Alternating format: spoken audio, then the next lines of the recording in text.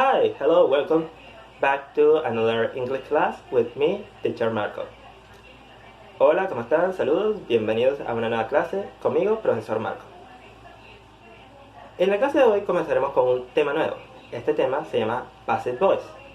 ¿En qué consiste the Passive Voice o la voz pasiva? Regularmente al hablar, al escribir o generalmente al hacer una oración simple, el sujeto es el eje principal de esta oración. Es lo que mueve el resto de las oraciones. El sujeto, como saben, es quien realiza la acción principal dentro de una oración. Y por lo tanto, normalmente o regularmente va al comienzo de esta. Hay excepciones, pero esta es la estructura más básica de todas. Un ejemplo de esto sería: My sister plays games. Mi hermana juega juegos. Juega videojuegos. No importa mucho. Esta es una oración simple en voz activa. Ahora, ¿en qué consiste la voz pasiva? Pues, como dije, el sujeto es el eje principal de la oración, pero no en la voz pasiva. En la voz pasiva, quien toma ese rol es el objeto directo o el objeto indirecto, en cualquier caso. ¿Por qué? Bueno, más tarde lo explicaré. Pero, ¿en qué consiste entonces la voz pasiva? Tomemos la oración anterior. My sister plays games. Mi hermana juega juegos.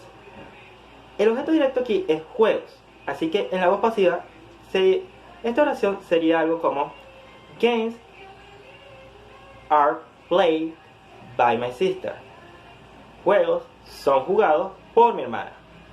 ¿Ves la diferencia? Aquí el objeto directo es la parte principal y es el comienzo de la oración, y el sujeto es la última parte de la oración y es casi dejado por un lado. Además de que el tiempo no se expresa de la misma manera. Las dos oraciones están en presente simple, pero se le agrega el verbo to be en el medio de este. Teniendo esto en cuenta, ¿cómo armamos más o menos la voz pasiva? Pues, siguiendo esta serie de reglas.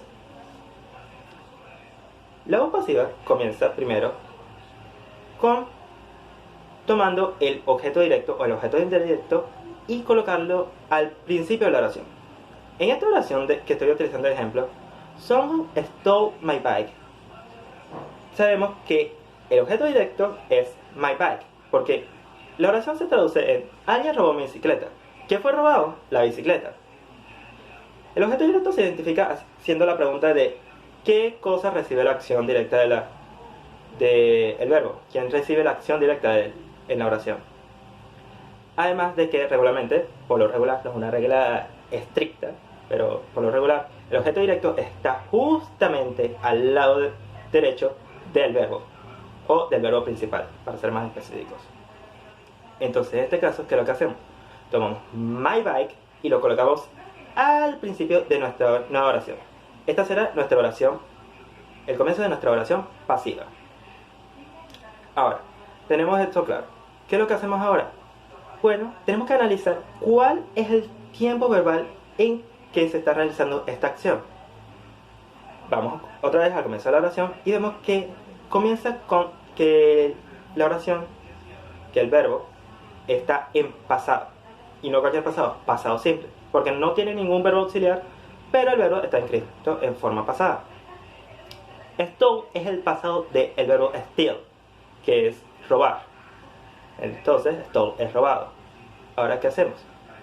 Tomamos esa información que está el verbo en pasado simple y conjugamos el verbo to be en pasado simple. Ya les explicaré por qué. En este caso, ya que ahora my bike es el nuevo sujeto, entre comillas, sigue siendo el objeto directo, pero es el eje principal ahora de la oración, conjugamos el verbo to be en base a este nuevo sujeto. My bike con el verbo to be sería was, porque was se utiliza para las terceras personas singulares, y my bike, que es un objeto solo, un objeto singular, utiliza la forma was del verbo to be en pasado. Ya tenemos nuestro verbo to be. Ahora, ¿qué hacemos con el verbo original? Pues el verbo original ahora cambiará y lo colocaremos en su forma participio. El participio de steal, o de stolen en cualquier caso, es stolen. Es básicamente su forma pasada, pero con una N al final. No es una regla, es un verbo irregular, como habrán notado, pero es una manera de recordar. Ahora, tenemos nuestra nueva estructura al comienzo. My bike was stolen. Ya tenemos esta parte principal de nuestra oración pasiva. Ahora, ¿qué nos falta? El sujeto. El sujeto original era someone. Ahora, ¿qué es la última parte de esta oración pasiva? Pues tenemos que identificar si vale la pena agregar el sujeto o no a la oración. ¿Por qué tenemos que hacer esto? Pues algo que olvidé mencionarles, o mejor dicho, dejé para este momento, es explicarles para qué sirve la voz pasiva. La voz pasiva tiene una función principal, que es de que cuando se desconoce el sujeto o quien realiza una acción, utilizamos la voz pasiva para tomar el objeto directo y convertirlo en la parte más importante de la oración. Porque si no hay sujeto o desconocemos el sujeto, ¿para qué molestarnos en expresarlo? ¿Para qué volverlo el eje principal si es un ente desconocido? Es mejor convertir a un ente que es desconocido, el objeto directo, como el eje de esta oración. Y para eso es que sirve la voz pasiva. Entonces, ahora que tenemos esto, ¿qué hacemos con someone? ¿Lo agregamos o no?